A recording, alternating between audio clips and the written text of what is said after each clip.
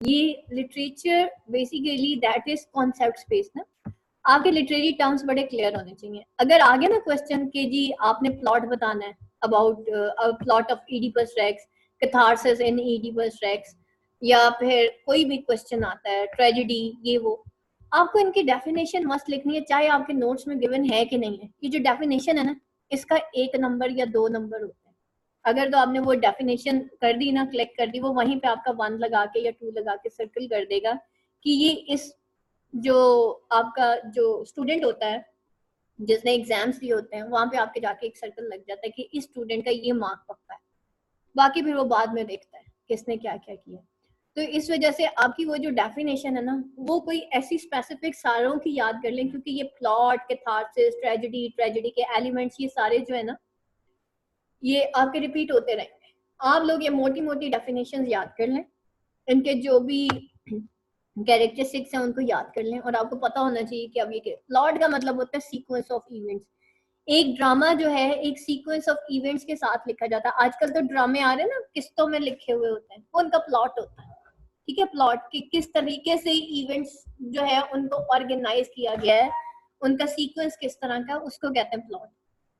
The plot of Oedipus Rex, Sophocles was not only a representative of a highly cultured class of his time, but also possessed aristocratic feelings and frowning spirit toward what was ugly in art and insolent in men. Sophocles सिर्फ highly cultured class of his time को सिर्फ represent नहीं करता था, लेकिन वो possess करता था उस aristocratic feelings and frowning spirit को towards what was ugly in art and insolent in men, जो कि अगली समझा जाता था इन आर्ट और insolent in man. As a dramatist, Sophocles' artistic achievements are the great landmarks in the history of Greek tragedy.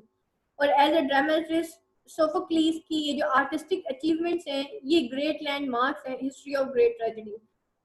His introduction of painted scenery on the stage, psychological picture of character, contracting dialogues, and fullest exhibition of human motives can rank him with the greatest traditions of the world. ये वो structure है of drama जो कि सोफोक्लीज जिसको जो है वो show करता है, कि वो इंट्रोडक्शन ऑफ पेंटेड सीनरी जो कि वो स्टेज के ऊपर, साइकोलॉजिकल पिक्चर ऑफ कैरेक्टर्स जो वो शो करता है, कॉन्ट्रैक्टिंग डायलॉग्स और fullest exhibition of man's motive, वो इसकी ट्रेजेडीज को highest tragedies of the greatest tragedies of the world बना देते हैं।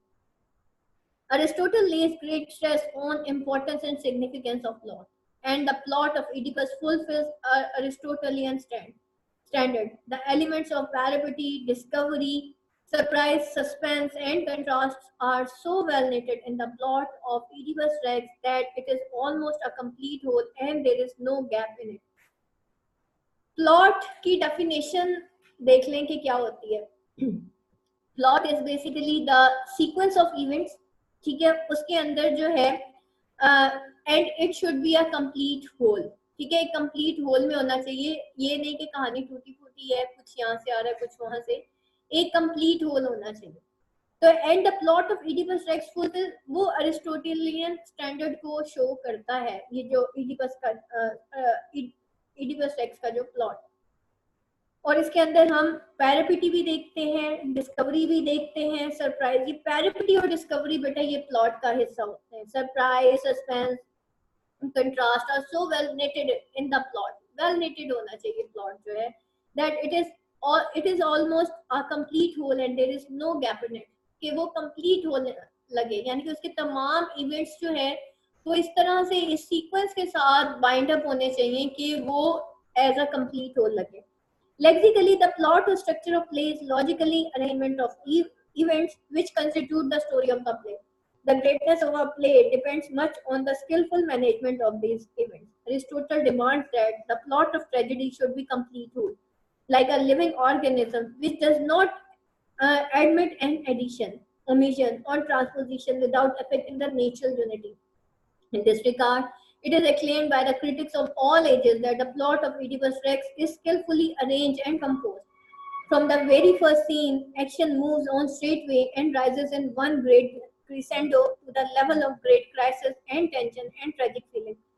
The most outstanding feature of the play is the observance of three unities, which were propounded by Aristotle.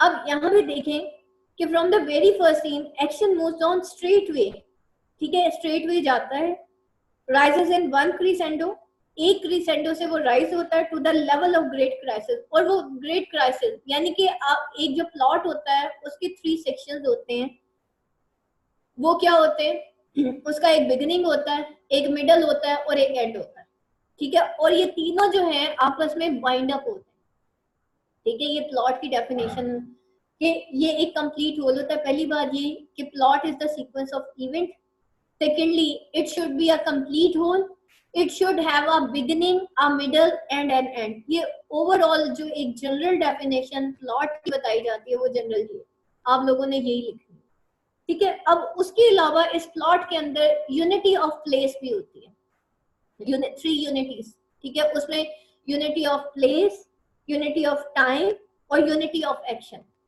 अब unity of place, time and action को समझ लें क्या है। Oedipus racks की पूरी स्टोरी एक कैरेक्टर बेस्ड थी, ठीक है, एक ही जगह पे हुई, कहाँ पे हुई, थीबस के अंदर, इडिपस के महल के अंदर, ठीक है। और तीसरी चीज ये तो हो गया जनाब यूनिटी ऑफ प्लेस और यूनिटी ऑफ टाइम, और यूनिटी ऑफ एक्शन क्या थी कि उन्होंने इन्वेस्टिगेशन करी थी through out end of the play, वो एक ही एक्शन था, वो चलता था।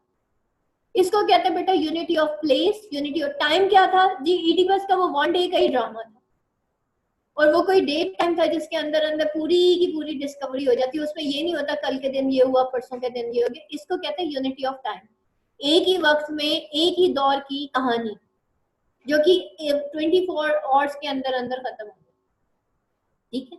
So that is basically the unity of time. The most outstanding feature of the play is the observance of the 3 unities which are propounded by Aristotle: unity of place, unity of action, and unity of time. The whole action of the play takes place at one place and there is no change of scene. The action is completely within one revolution of sun, as Aristotle deemed fit for tragedy. ये whole action of the play जो है वो एक जगह पे होता है, जैसे मैंने आपको बताया कि थीबस के अंदर हुआ, and there is no change of scenes, वहां पे कोई चेंज ऑफ सीन नहीं होता, वो जैसे के जैसा सेट लगा हुआ था ना वही का वही रहता है, ठीक है। The action is completely within one revolution of sun, एक रेवोल्यूशन ऑफ सन में 24 आवर्स होते हैं, and Aristotle deemed fit for tragedy. और ये जो है अरिस्टोटल की जो डेफिनेशन ऑफ ट्रेजेडी है उसके हिसाब से सोफोक्लीस का इडिपस रेक्स बिल्कुल फिट है। There is also unity of action as we are made to concentrate on a single theme, the investigation made by Oedipus of the murder of Lois and discovery of the truth. ये एक ही action था जिसके गिर्द कहानी घूमती थी। There are no variations, no subplots. Subplots पता है किसे कहते हैं? कहानी के अंदर एक कहानी चल रही होती है, ठीक है। फॉर एग्जाम्पल मैं आपको एक छोटी सी मिसाल देती हूँ। आप आजकल के ड्रामास देखे आपने, कैरेक्टर्स कितने ज्यादा होते हैं, वो एक फैमिली की कहानी नहीं होती, वो कई फैमिलीज की कहानी होती है। तो एक मेन प्लॉट होता है, एक सब प्लॉट होता है जो उसके साथ साथ किसी और की भी कहानी चल पड़ती है। फॉर एग्जाम्पल एक घरेलू स्टोरी है, उसमें एक हीरोइन है, हीरोइन के साथ जो सब प्लॉट में है उसकी नंद की भी कहानी चल पड़ती है कि उसके नंद के घर में क्या हो रहा है। तो फिर वो यूनिटी ऑफ एक्शन भी नहीं रहा, यूनिटी ऑफ टाइम भी नहीं रहा, यूनिटी ऑफ प्लेस भी नहीं रहा, यानी कि उसके साथ साथ एक और प्लेस इंट्रोड्यूस हो गई, एक और प्लॉट चल पड़ा, ठीक है। तो इसको सब प्लॉट कहते हैं। लेकिन क्लासिकल के अंदर जो है सब प्लॉट्स नहीं है, ये जब आप आगे जाएंगे इम्पोर्टेंस ऑफ बीइंग अर्नेस्ट, वहां पे मैं आपको फिर बताऊंगी कि सब प्लॉट्स क्या होता है, ठीक है। तो there are no variations, no subplots and any material which may distract our attention from the main plot. कोई ऐसा मटेरियल नहीं था कि हमारा मेन प्लॉट से हमारी अटेंशन जो है वहां से खत्म हो जाती। It is considered by many critics as marvel of construction. बहुत से क्रिटिक्स ने इसको मार्वल ऑफ कंस्ट्रक्शन कि इतना ब्यूटीफुली सोफोक्लीस ने इडिपस के इवेंट्स को ऐसे ऑर्गेनाइज किया, उसकी यूनिटीज को ऐसे उसने प्लेस किया कि it was a Marvel of construction. कि इस तरह की कंस्ट्रक्शन सिर्फ ये सोफोक्लीस का इडिपस रेक्स है जो पूरे का पूरा अरिस्टोटल की डेफिनेशन ऑफ ट्रेजेडी पे उतरता है पूरा। इसके अलावा कोई ऐसा ड्रामा सोफोक्लीस के बाद, इडिपस रेक्स के बाद नहीं बना जो कि इस डेफिनेशन को पूरा करता है और जो अरिस्टोटल ने अपनी पोएटिक्स में लिखी थी। और ये पोएटिक्स आप क्रिटिसिज्म में पार्ट 2 में जाके पढ़ेंगे पंजाब यूनिवर्सिटी के student. Aristotle says that a skillfully constructed play should have a beginning, a mid, amid लिखा हुआ ना बेटा, a middle लिखे है इसको, a middle and an ending। एक skillfully, अब इसकी 3 यूनिटीज होनी चाहिए, ठीक है। अब इसका थर्ड पॉइंट क्या है, अरिस्टोटल कहता है कि should have a beginning, a middle and an ending. Oedipus Rex fulfills this qualification too. It begins with a complaint by the people to the king and arrival of the Creon gives the information about the Delphic oracle. An unknown murderer of Lois is still lurking in the state and he should be banished from the safety and welfare of the people. This introduction is conveyed in prologue which may be called as beginning of the play. ये information prologue के जरिए convey की जाती है, उस coarse के जरिए, उस ऑड के जरिए हमें कन्वे की जाती है, जिसको हम बिगिनिंग ऑफ द प्ले कहते हैं। Oedipus suspense and curiosity grip the minds of the readers or the audience. Oedipus quarrels with Tiresias, the blind prophet, and the situation takes highly dramatic turn. In a fit of anger, Tiresias reveals certain facts about Oedipus which make the whole situation tense. Then a messenger from Corinth comes and informs Jocasta about the happening in Corinth. His revelation that Oedipus is not the son of Polybus and his adopted child fills her mind with tears and she lives in a state of great anxiety. उसकी revelation कि Oedipus जो है वो son of Polybus नहीं है और एक adopted child है, वो उसके mind को fear और से भर देता है और वो एक feeling of ग्रेट एंजाइटी में वो वहां से निकल जाती है। अब ये उसकी पिटी एंड फियर की कैफियत को शो कर रहा है। लिख लें, यहाँ पे बॉक्स बनाए, उसके अंदर लिखें pity and fear. Oedipus is still ignorant and pursues the inquiry with the same zeal. zeal कहते हैं जोशो जज्बे के साथ, zeal and zest, ठीक है। तो वो Oedipus जो है वो still ignorant है, pursue करता है वो उस inquiry को with the same zeal. The Theban shepherd arrives in response to royal summons. Oedipus learns the truth about his parentage and his involvement in the murder of Lois, the king of Thebes. Theban shepherd जो है वो arrive होता है in response to royal summons. Oedipus learn करता है उसको truth about the parentage and his involvement in the murder of Lois, the king of Thebes. The oracle statement was true about his past life. अब यहाँ पे discovery होती है, ठीक है। तो यहाँ पे लिखें, यहाँ पे जाए ना, the Theban shepherd arrives in response to royal summons, यहाँ पे लिखें पैरापिटिया, पैरापिटी जिसे कहते हैं। और यहाँ पे देखें the oracle statement was true about his past of life, वो oracle की जो स्टेटमेंट होती है वो ट्रू होती है about his past of life, यहाँ पे उसकी डिस्कवरी होती है। और प्लॉट जो है वो कंसिस्ट करता है किसके ऊपर, पैरापिटिया और डिस्कवरी के ऊपर, ठीक है। He was the murderer of his father and married his own mother. The shock was unbearable. Soon it is conveyed that Jocasta, the queen, had committed suicide. It was followed by the self-blinding of Oedipus. All these incidents from the middle of the play. ये तमाम incidents जो हैं form करते हैं उस middle of the play को। Thus we notice that how emotional excitement of audience is increased with each scene and attention is generated in their mind. तो हम ये नोटिस करते हैं कि कितना इमोशनल है एक्साइटमेंट ऑफ ऑडियंस, जो कि is increased in with each scene, इस ईच सीन में, और एक टेंशन जो है जनरेट होती है उनके माइंड्स में। Here tragedy lies not in guilt itself but in discovery of the guilt. Feelings of fear, pity reach their climax with the discovery of truth by Oedipus and Jocasta. The last scene of the play brings the story to an end. अब देखिए उसकी ending हो रही है। हमने क्या पढ़ा था, प्लॉट का एक बिगिनिंग, मिडल और एंड होना चाहिए। अब हम उसके एंड को डिस्कस कर रहे हैं। इससे पहले हमने क्या, इससे पहले के स्टैंजा में हमने क्या डिस्कस किया है, उसकी बिगिनिंग और उसका मिडल हमने डिस्कस किया है। Now we are going to the last जो उसका था एंड, लास्ट सीन, उसके बारे में पढ़ने जा रहे हैं। और ये जो significance of the last scene है दैट इज वेरी इंपॉर्टेंट। तो वो स्टोरी को एक एंड पे लेके आती है. When Oedipus laments on his fate and fate of his daughter, he insists on his banishment from the Thebes. Thus, we find an orderly development of plot with no digression of any kind, and nothing seems superfluous or irrelevant. Surprise and suspense are the two vital elements of successful plays, and the most outstanding feature of these scenes is highly dramatic effect, which they create in minds of spectators. For example, when Tiresias comes before the king, we are in the state of suspense whether the prophet divulges the secret or disobeys him. अब for example जब टेरिसियस जो है वो king के सामने आता है तो हम एक सस्पेंस की कैफियत में होते हैं वेदर ये प्रॉफिट जो है डिवर्स करेगा सीक्रेट को या डिसअबॉय करेगा. He, however, tries to avoid to give direct reply to Oedipus' question, with the result that Oedipus loses his temper and charges him with the treason in league with Creon. और however वो जो है direct reply की बहुत कोशिश करता है कि वो ईडिपस की क्वेश्चंस के आंसर ना दे, विद द रिजल्ट ईडिपस जिसकी वजह से ईडिपस अपना टेम्पर लॉस कर जाता है और उसके ऊपर चार्ज कर देता है ट्रीजन का कि वो जो है उसने दगाबाजी की है इन लीग विद क्रियन के साथ मिलकर. It creates feeling of astonishment among all people present there.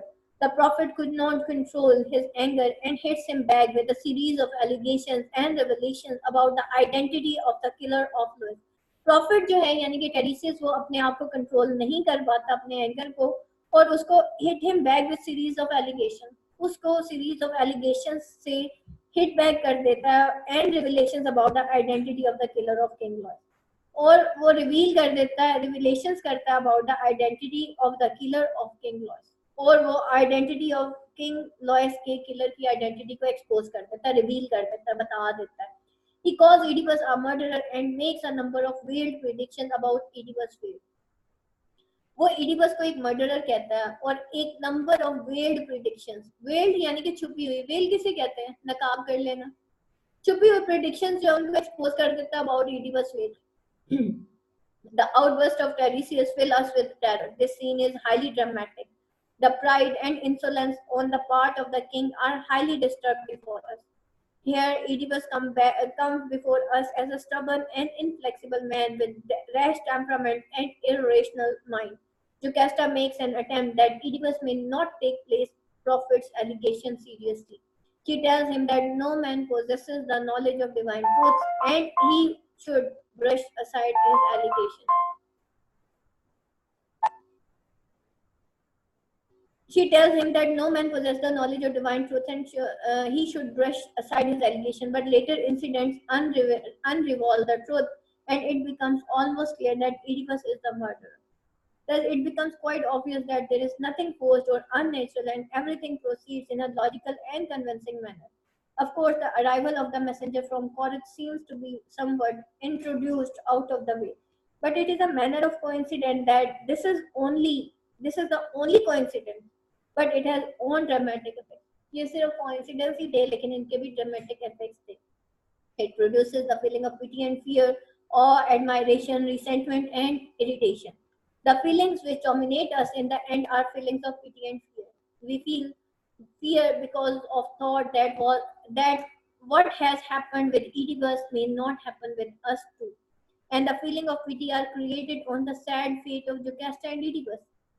However, at the same time, we cannot but admire Oedipus for his integrity. He pursues the matter with the same vigor and enthusiasm. Though he is repeatedly advised not to pursue the case, Oedipus' final appearance touches the chords of heart. The account of self-murder and self-blinding is horrifying, yet it is highly uplifting and productive of that cathartic effect, which according to Aristotle is the core of tragedy. ये जो account of self murder था, self blinding था, ये horrifying था और yet it is highly uplifting and productive of that cathartic effect. ये जितना जो है सेल्फ हॉरिफाइंग था उतना ही प्रोडक्टिव और प्रोडक्टिव भी था जो कि कैथार्टिक इफेक्ट देता है, which according to Aristotle एक core of tragedy है. Sophocles has also made use of certain literary devices to impart depth and color to the plot. Among these literary devices, irony is of the paramount importance. The whole play is replete with the kinds of ironies, notably irony of situation, irony of character, and irony of dialogue. The dichotomy between the appearance and reality creates suspense and honor in the play. Order. At last, but not at the least in importance in the plot of Oedipus Rex is the role of chorus, which cannot be ignored because in Greek tragedy, chorus performed a large number of functions.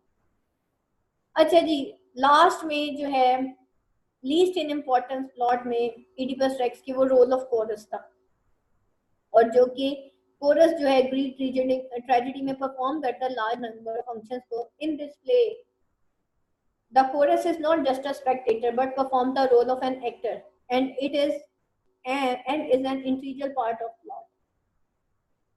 It comments on different situations, takes an active part in the dialogues, and also acts as a peacemaker. ये comment करता है different situations में, एक active part dialogues में play करता है और act करता है एज अ पीस मेकर. ठीक है, पीस मेकर कैसे, जब हमारा कैथारसिस होता है और नॉर्मली ये जब स्टोरी सुनाता है या ईडिपस को समझाता है तो ये पीस मेकर के तौर पे एक्ट कर रहा होता है, not as spectator but also as an actor. ठीक है, और and also chorus. Thus, in conclusion, we can say that the plot of Oedipus Rex not only satisfies the Aristotelian standards but also arrests the attention of the reader and spectator right from the beginning to the end. The organic structure and the unity of this plot is indeed marvelous. The whole plot is like a moonlit sky studded with beautiful stars. और whole plot जो है वो moonlit sky की तरह जो studded है with beautiful stars. ठीक है, ये बेटा आप लोगों का आज मेन टॉपिक जो मेन थे वो खत्म हो गए. दो आपके लास्ट टॉपिक्स रह गए हैं. एक dramatic significance of Oedipus Rex, वो sorry irony in Oedipus Rex वो रह गया, और significance of the last scene in Oedipus Rex. ये दो क्वेश्चंस आपके पास रह गए हैं, और कल हम कोशिश करते हैं टेक्स्ट स्टार्ट करने की. इडिपस मुझे लगता है अभी टाइम देगा. Any question class?